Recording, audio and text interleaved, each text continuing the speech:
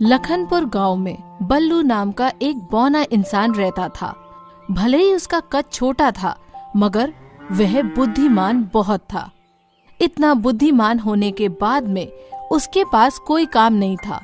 वह रोज बाजार जाकर किसी न किसी से काम मांगता था, पर उसके बौने कद के कारण उसे कोई भी अपने यहाँ काम पर नहीं रखता था।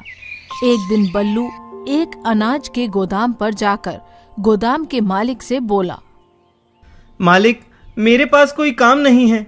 आपकी बड़ी कृपा होगी अगर आप मुझे कोई काम दे देंगे तो। अरे बल्लू बेटा, तुम इतने बुद्धिमान हो, शहर क्यों नहीं चले जाते? शहर जाकर कुछ पढ़े लिखों का काम करो। क्यों ये गांव में मजदूरी के पीछे पड़े हो? हाँ, अब जाओ, मुझे और भी काम है। बल्लू सेठ की ये बात सुनकर बहुत दुखी हो जाता है और दुखी मन से वहां से जाते हुए सोचता है,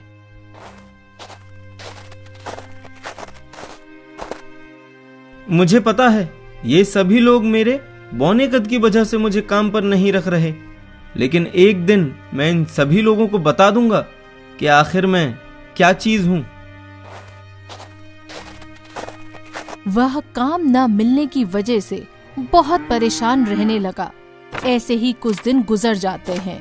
एक दिन उसकी पत्नी बबीता उसके पास जाकर बोलती है, अजी सुनते हो, आपको कुछ काम नहीं मिल रहा और आप घर पर फ्री रहते हो।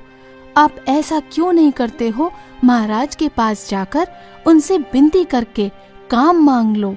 क्या पता वो राजमहल में आपको नौकरी दे दे। मैं भी यही सोच रहा था कि मैं एक बार महाराज के पास जाकर उनसे काम मांग लूं, पर मुझे ये डर लगता है कि कहीं महाराज ने भी मेरे कद की वजह से अगर मुझे कोई काम नहीं दिया तो मैं क्या करूंगा। अरे आप इतना ना सोचिए जी, आप एक बार वहां जाकर तो देखिए, क्या पता आपके लायक कोई काम मिल जाए।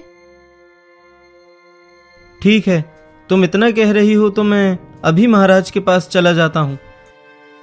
उसी समय बल्लू अपने घर से महल की ओर निकल जाता है और जैसे ही बल्लू महल के बाहर पहुंचता है, वो महल को देखकर उसकी आंखों में एक अलग चमक आ जाती है और सोचने लगता है, अरे वाह, इतना सुंदर महल!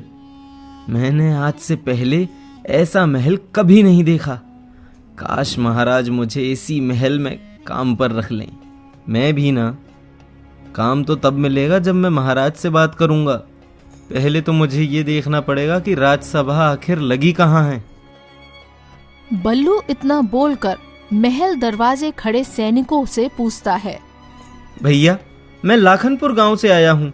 मुझे महाराज से कुछ बात करनी है। क्या आप बता सकते हैं कि महाराज की सभा कहाँ लगी हुई है? हाँ, आखिर इस बौने को महाराज से क्या काम है? हो सकता है कोई जरूरी काम हो। मैं इसे महाराज के पास ले ही चलता हूँ। अरे आओ भाई, मैं लेकर चलता हूँ आपको महाराज के पास, मेरे पीछे आओ। सैनिक ऐसा बोलकर बल्लू को सभा में महाराज के पास ले जाते हैं। सभा में काफी लोग की भीड़ लगी थी और बल्लू को ये बात नहीं पता थी कि महाराज सभी लोगों की समस्या सुनकर उनका मजाक उड़ा रहे थे। और बल्लू भीड़ देखकर सभा के बाहर खड़ा हो जाता है। कुछ देर बाद बल्लू का बुलावा आता है और वह महाराज से बोलता है, महाराज की जय हो। महाराज, मैं लाखनपुर गांव से आया हूं और मेरा नाम बल्लू है। मुझे अपने छोटे कद की वजह से कोई भी काम पर नहीं रखता। उल्टा सब लोग मुझे बौना बौना कहकर मेरा मजाक उड़ाते रहते हैं। आपकी बड़ी कृपा होगी महाराज अगर आप मुझे कुछ काम दे देंगे तो इसमें गलत बात क्या है? तुम बौने हो तो लोग तुम्हें बौना ही कहेंगे ना। और रही काम की बात, तो मैं तुम्हें काम पर रख तो लूंगा, मगर बदले में कोई धन नहीं दूंगा। ये क्या महाराज, बिना धन मिले मैं कैसे अपना गुजारा कर पाऊंगा? आप ही बताइए। तुम मेरे दिए हुए काम को मना कर कर मेरा अपमान कर रहे हो। शायद तुम्हें मेरा नाम नहीं पता। मेरा नाम है चतुर सिंह। सैनिकों, इस मूर्ख को बंदी बनाकर 15 दिनों तक काल कोठरी में बंद कर दिया जाए। महाराज, मुझे माफ कर दीजिए, मेरे कहने का मतलब वो नहीं था। आप गलत समझ रहे हैं। इतने में सैनिक आते हैं और बल्लू को काल कोठरी में डाल देते हैं। बल्लू उसमें बैठे बैठे बस रोता रहता है। आखिर ये सब गलत काम मेरे साथ ही क्यों होते हैं? मैं तो बस काम मांगने आया था। हाय रे मेरी फूटी किस्मत। 15 दिन किसी न किसी तरह बीत जाते हैं। उधर लखनपुर में उसकी पत्नी बबीता और बच्चे उसके ना लौटने पर बड़े परेशान हो जाते हैं। 16वें दिन जब बल्लू को छोड़ा जाता है,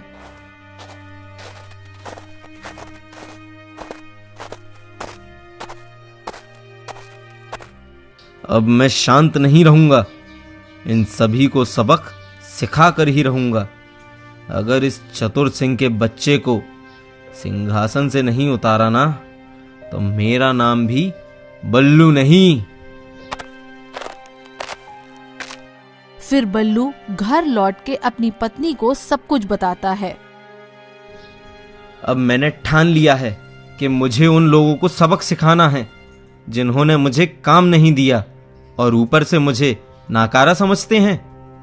सबक सिखाने में आपका पूरा साथ दूंगी, पर ध्यान रहे कि कुछ गड़बड़ ना होने पाए, क्योंकि हम सीधा राजा से बैर ले रहे हैं। तुम बस मुझ पर भरोसा रखो और जैसा जैसा मैं बोलता चलूं, सिर्फ वही करती चलो। ठीक है जी। तुम जितना जल्दी हो सके बच्चों को उनके नाना के यहाँ भेज दो। बबीता वैसा ही करती है जैसे बल्लू ने कहा था। बबीता अपने भाई को बुलाकर बच्चों को अपने नाना के घर भेज देती है। दूसरे दिन बल्लू और बबीता आपस में बात कर रहे होते हैं। तुम आज जल्दी से घर का काम निपटा कर थोड़ा आराम कर लेना, क्योंकि हमें रात भर जागना पड़ेगा। ठीक है, पर आप मुझे ये बताओ कि आपके दिमाग में क्या चल रहा है? अरे भाग्यवान, जैसा मैं कह रहा हूँ तुम सिर्फ वही करो। समय आने पर तुम्हें स्वयं पता चल जाएगा। बबीता और बल्लू खाना खाकर रात का इंतजार करने लगते हैं। कुछ ही देर में आधी रात हो जाती है। तभी बल्लू बबीता से बोलता है, हमारी रात की रोटियां कुछ बची थी ना, उसमें से आधी रोटी तुम रख लो और आधी रोटी मुझे दे दो। बबीता ऐसा ही करती है जैसे बल्लू ने कहा था। वह आधी रोटी बल्लू को देती है, आधी रोटी खुद रख लेती है। चलो अब मैं जाता हूँ, कुछ ही देर में वापस आ जाऊंगा। तुम बस दरवाजा खुला रखना।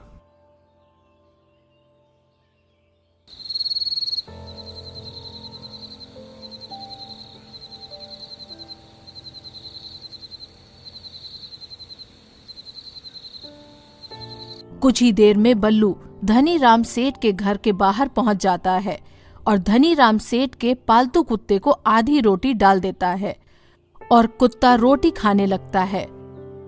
और बल्लू मौका देखते ही धनी राम सेठ के घर के अंदर पहुंच जाता है। अरे वाह, जैसा नाम वैसा काम। ये धनीराम सेठ तो वाकई में धनी है।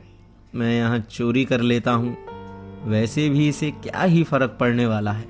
बल्लू सेठ के यहाँ से काफी धन चुरा लेता है और सेठ के पालतू कुत्ते को बची हुई आधी रोटी डाल देता है, जिससे कि कुत्ता उसको वहाँ से जाने देता है और घर पहुंचकर अपनी पत्नी से बोलता है, अब तुम जल्दी से बिरजू के घर पर जाओ और उसकी दोनों बकरियों को लेकर आओ।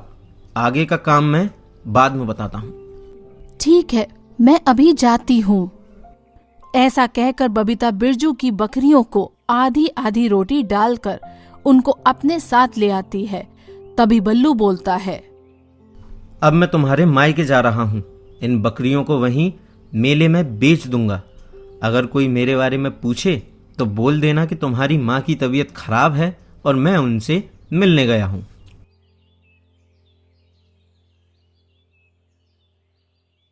बल्लू बबीता के मायके रतनपुर निकल जाता है और वहां पहुंचकर पशु मेले में अच्छे दामों में बकरियां बेच देता है और अपने घर आ जाता है। ये लो 1000 रुपए, इनको छुपा कर रख लो, बाद में काम आएंगे। और ये बताओ आज गांव में क्या हुआ? धनी राम सेठ के घर चोरी की खबर पूरे गांव में आग की तरह फैल गई है। धनी राम की रो रो कर हालत खराब है। अभी तो ये शुरुआत है, देखना मैं उस राजा को भी एक दिन अपने आगे घुटने टिकवा कर मानूंगा। बल्लू रोज गांव के अमीर लोगों के यहाँ चोरी करता और उसकी पत्नी बबीता गांव में से जानवर चोरी करती। गांव के सब लोग रोज रोज की चोरी से परेशान होके राजा के पास जाते हैं। महाराज की जय हो। महाराज, आजकल हमारे गांव में काफी ज्यादा चोरियां बढ़ गई हैं।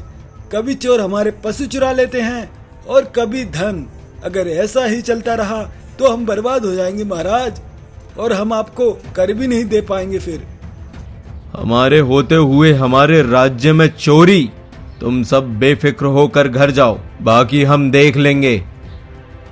गांव के लोगों के जाने के बाद राजा अपने मंत्री को बुलाते हैं और उनसे कहते हैं, मंत्री, तुम्हें क्या लगता है, धन और पशु चोरी होने से क्या हमें कोई नुकसान है? महाराज, हमें फायदा तो नहीं मगर नुकसान जरूर हो जाएगा, क्योंकि इन गांव वालों के पास अगर पशु ही नहीं होंगे तो ये हमें कर कैसे देंगे? मंत्री, जाकर ये देखो कि ये पशु कहाँ जा रहे हैं और कौन है वो दुष्ट जो धन की चोरी कर रहा है। महाराज, मेरे पास एक उपाय है पशु की चोरी रोकने के लिए। क्यों ना हम गांव के बीच में एक बाड़ा बनवा दें और वहां एक चौकीदार तैनात कर दें जो वहीं का रहने वाला हो। पशु रक्षा भी होती रहेगी और चौकीदार महीने के अंत में पशुपालकों से कर लेकर हमें देता रहेगा।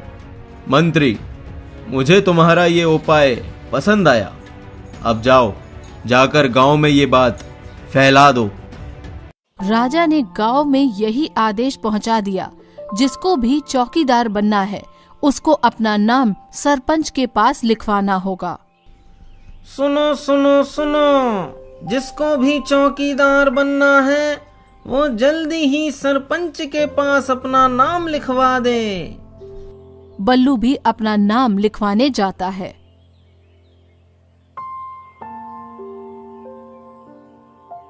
सरपंच जी, मेरा नाम भी लिखवा दो।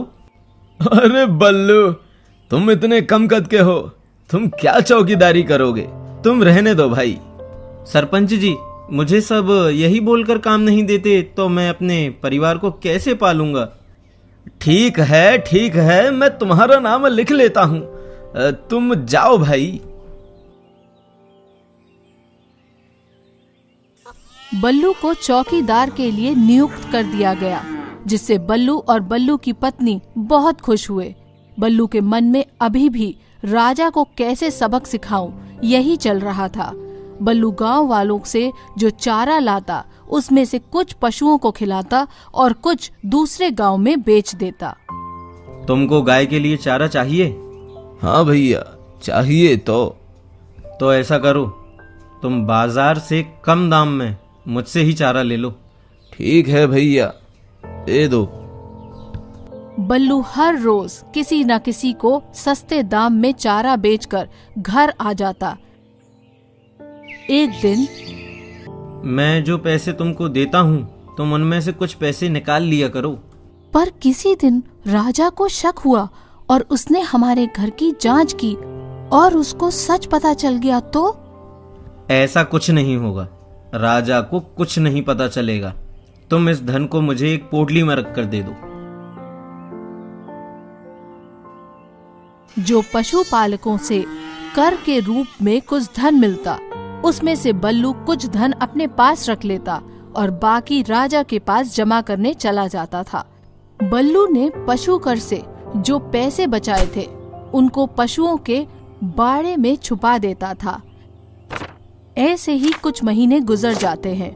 बल्लू हर महीने थोड़ा थोड़ा धन कम करके राजकोष में जमा कराता था। एक कर जमा करने वाला बल्लू से बोलता है, बल्लू भाई, तुम्हारे गांव से आने वाला पशु कर दिन ब दिन कम क्यों होता जा रहा है? आखिर कर क्या रहे हो तुम? मुझे जितना भी धन मिलता है मैं आपको दे जाता हूँ और मुझे कुछ नहीं पता। ये बात राजा सुन लेता है और गुस्से में बोलता है, इसको अभी पकड़ लो और जांच करो। अगर इसका गुनाह साबित हो जाता है तो मैं इसको मृत्यु दंड दूंगा। महाराज, मुझे सफाई का एक मौका तो दीजिए जिससे मैं साबित कर सकूं कि मैं निर्दोष हूं। रुकिए महाराज, हमें इसकी बात सुन लेनी चाहिए। हाँ बोलो, आखिर तुम क्या कहना चाहते हो? महाराज, मेरी बात रखने से पहले मेरी एक शर्त है। बोलो, क्या शर्त है? महाराज, अगर मैं बेकसूर निकला तो आप मुझे एक दिन का राजा बना दोगे? राजा को अपने ऊपर बहुत घमंड था। उसने बिना सोचे समझे बल्लू की शर्त मान ली। मंत्री राजा को रोकते हुए बोला, महाराज, आप ऐसा नहीं कर सकते। ये राजधर्म में सही नहीं है। मंत्री, राजा तुम हो या मैं? आखिर तुम्हारी हिम्मत कैसे हुई मुझे टोकने की? माफ कीजिए महाराज। मंत्री इतना बोलकर चुपचाप वहीं खड़ा रहता है। बल्लू, अब तुम मुझे सिद्ध करो कि तुमने धन को चुराया है या नहीं। महाराज, मैंने कोई धन नहीं चुराया। अगर आपको मुझे सजा देनी होगी तो आप मुझ पर आरोप भी लगा देंगे। अगर ऐसा है तो इसका फैसला हमारे राज्य के तीनों मंत्री करेंगे। इसके लिए मुझे 1 किलो का मक्खन का टुकड़ा चाहिए। जल्दी इसको 1 किलो मक्खन ला के दो। बल्लू के हाथ में 1 किलो मक्खन दिया जाता है, जिसको बल्लू मक्खन का टुकड़ा अपने हाथों से पहले मंत्री को देता है। पहला मंत्री उसको दूसरे मंत्री के हाथ में देता है और फिर दूसरा मंत्री तीसरे को। ये ऐसा करते हुए आखिर में मक्खन का टुकड़ा राजा के हाथ पहुंच जाता है। तभी बल्लू बोलता है, महाराज रुकिए, अब इसका वजन तोल लेते हैं। बल्लू राजा से उस मक्खन का वजन करने को बोलता है। मक्खन वजन में काफी कम हो जाता है। अब देखिए महाराज, इस मक्खन में से 100 ग्राम मक्खन कम है। इसका मतलब मक्खन की चोरी आपने की है। ये तुम क्या बोल रहे हो? इतने में एक सैनिक आता है और महाराज से बोलता है, महाराज, मैंने इसके घर की जांच की। वहाँ कोई भी अतिरिक्त धन नहीं मिला और साथ में गांव में भी इसके बारे में पूछा तो किसी ने कुछ नहीं बताया। यही तो मैं बोलना चाहता हूँ महाराज। गांव के किसी पशु की चोरी हो जाती है तो लोग उसका कर नहीं देते, या कोई पशु मर जाता है उसका भी कर नहीं देते, और अगर अपने पशु को कोई बेच देता है तो उसका भी कर नहीं देते।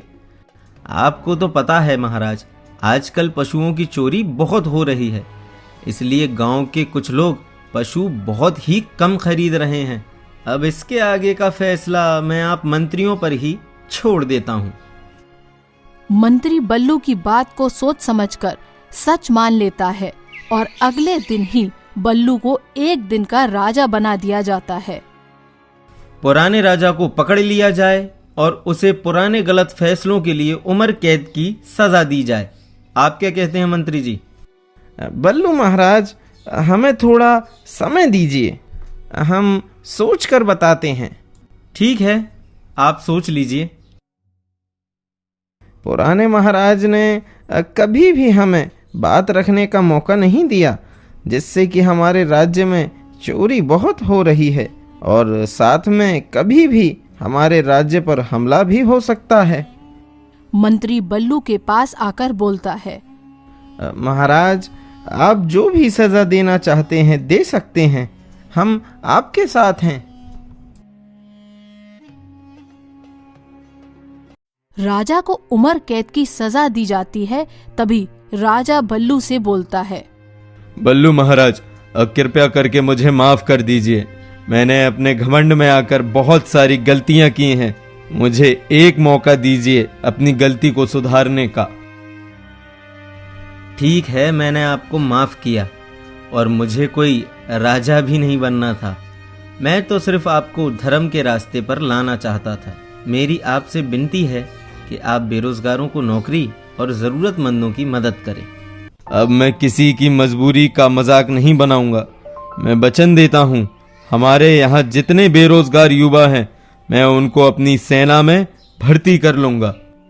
राजा बल्लू को अपना खास मंत्री बना लेता है और गांव में सभी बेरोजगार युवाओं को रोजगार दे देता है, जिसके कारण पूरा राज्य खुशहाल हो जाता है।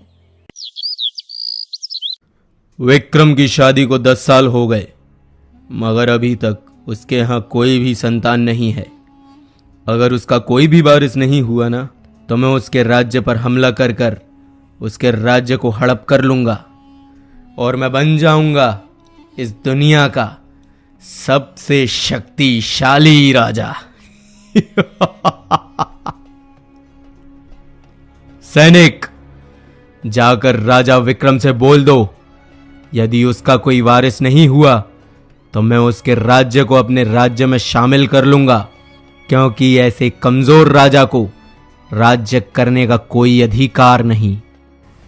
जी महाराज, मैं राजा विक्रम को यह संदेश तुरंत पहुंचाता हूं। सैनिक विक्रम के राज्य के लिए निकल जाता है।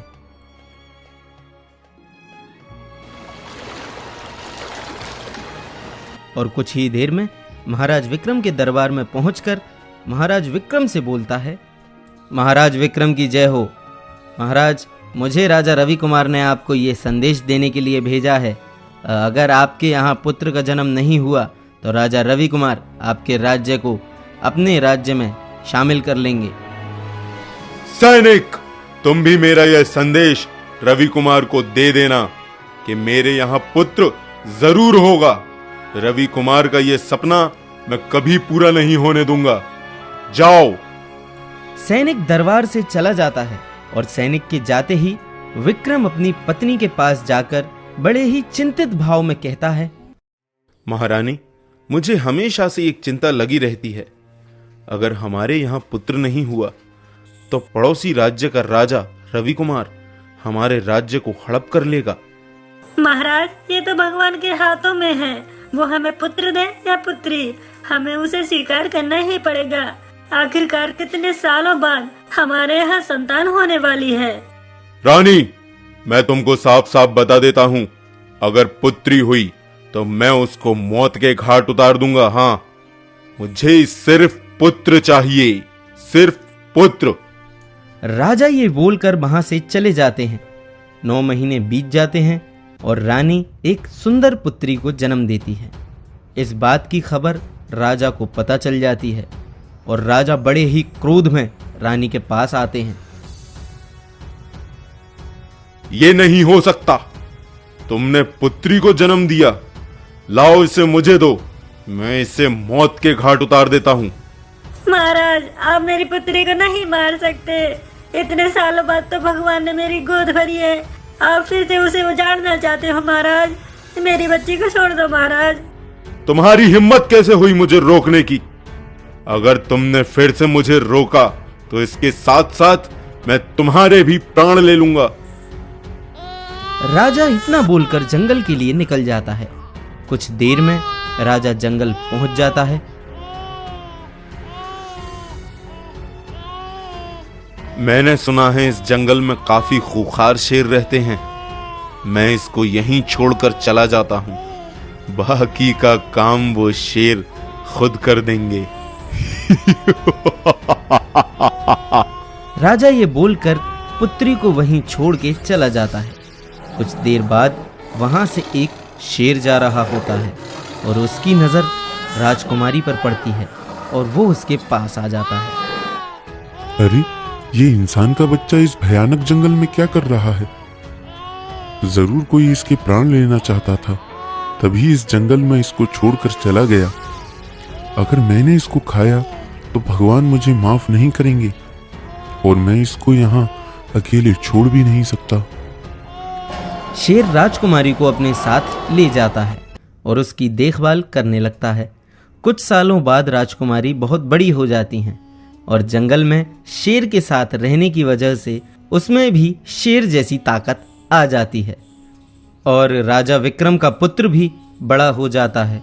और वहीं दूसरी तरफ राजा रवि कुमार अपने मंत्री को बुलाते हैं और उनसे कहते हैं, मंत्री, हमें विक्रम के राज्य पर हमला कर देना चाहिए, क्योंकि उसके राज्य को जीतने के बाद मैं इस दुनिया का सबसे शक्तिशाली राजा बन जाऊंगा। जल्द ही युद्ध की तैयारी करो। जैसी आपकी आज्ञा महाराज, मैं अभी सैनिकों को सूचित कर देता हूँ। राजा रवि कुमार की ये बात विक्रम का जासूस सुन लेता है और वो राजा विक्रम के पास जाकर सब बता देता है। और फिर राजा विक्रम अपने पुत्र को अपने पास बुलाते हैं और उन्हें सारी बात बता देते हैं। पुत्र, राजा रवि कुमार हम पर कभी भी आक्रमण कर सकता है। इससे पहले कि वो हम पर हमला करे, हमें उस पर हमला करके उसके राज्य को उससे छीन लेना होगा, क्योंकि अगर हमने थोड़ी सी भी देर की तो हम बुरी तरह से पराजित हो जाएंगे। पिताजी, आप भी ना हमेशा भूल जाते हैं। मैंने जितने भी युद्ध किए हैं, आज तक किसी भी युद्ध में पराजित नहीं हुआ। आप निश्चिंत रहिए, मैं आपको निराश नहीं करूंगा। अब चलता हूँ, मुझे युद्ध की तैयारी भी तो करनी है। आशीर्वाद दीजिए पिताजी। अगले दिन राजकुमार युद्ध के लिए चला जाता है, पर युद्ध में उसकी मृत्यु हो जाती है और दुश्मन महाराज रवि कुमार विक्रम के राज्य को अपना गुलाम बना लेते हैं। जैसे तैसे महाराजा विक्रम वहां से भागकर अपनी जान को बचा लेते हैं। उस रवि कुमार ने मेरे बेटे को मारकर मेरा राज्य मुझसे छीन लिया। मैं उससे बदला जरूर लूंगा, लेकिन उससे पहले मुझे कहीं छुपना पड़ेगा, क्योंकि उसके सैनिक मुझे ढूंढते हुए इसी तरफ आ रहे होंगे। तभी राजा विक्रम को रवि कुमार के सैनिक देख लेते हैं। राजा विक्रम, कहां तक भागोगे? अब तुम बचकर नहीं जा सकते। अब तुम्हारा अंतिम समय आ गया है। जैसे ही सैनिक राजा को मारने के लिए आगे बढ़ते हैं, तभी वहां पर राजकुमारी आ जाती है और वो सैनिकों को बुरी तरह से मारकर वहां से भगा देती है। आप ठीक तो हैं? और ये लोग कौन थे और आपको क्यों मारना चाहते थे? मैं विजयनगर का राजा विक्रम हूँ। ये सैनिक रवि कुमार के हैं।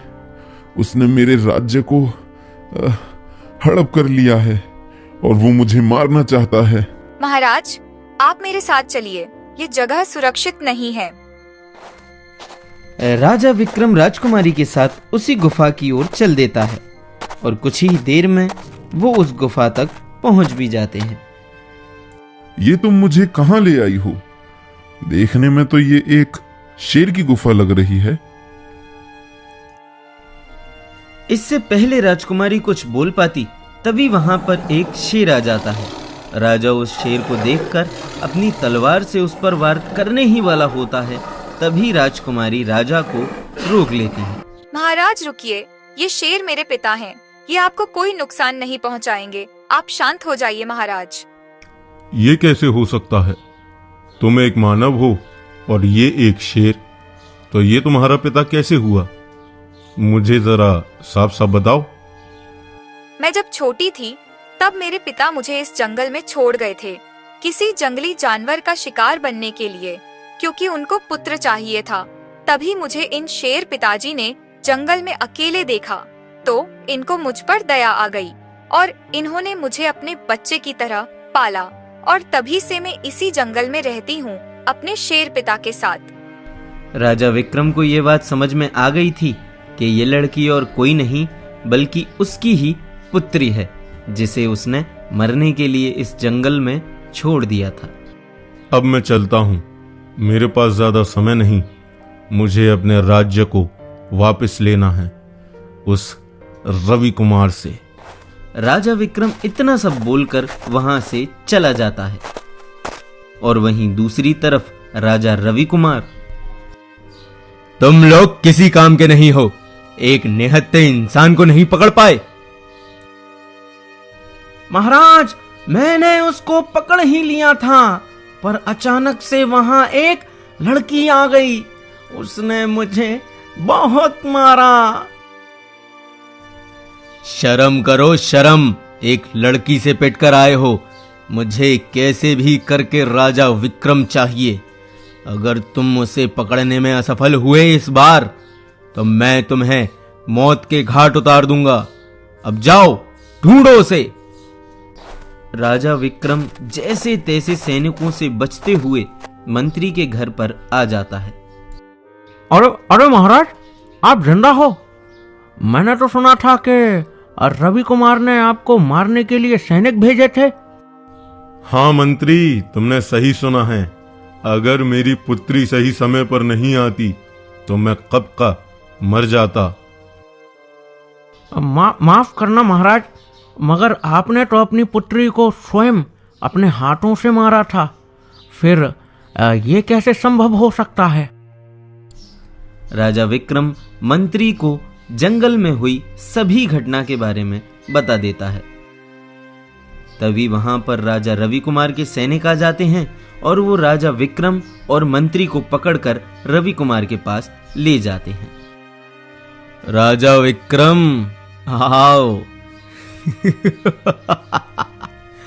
आखिर तुम मेरे हाथ लग ही गए। काफी परेशान किया तुमने मुझे।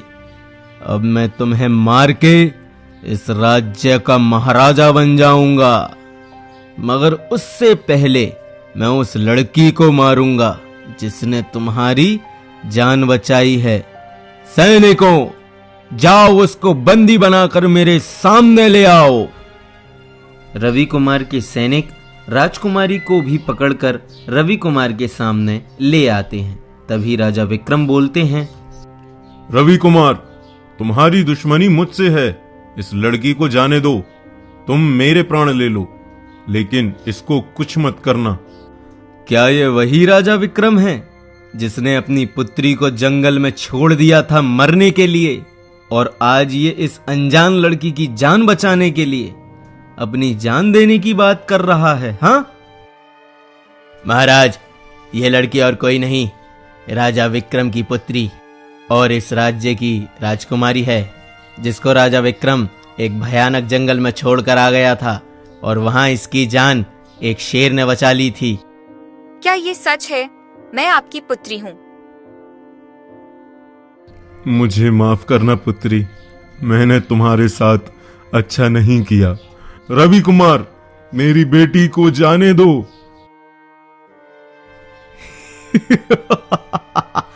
ऐसे कैसे जाने दूं? अब मैं इसको अपनी नौकरानी बनाकर रखूंगा, वो भी जीवन भर।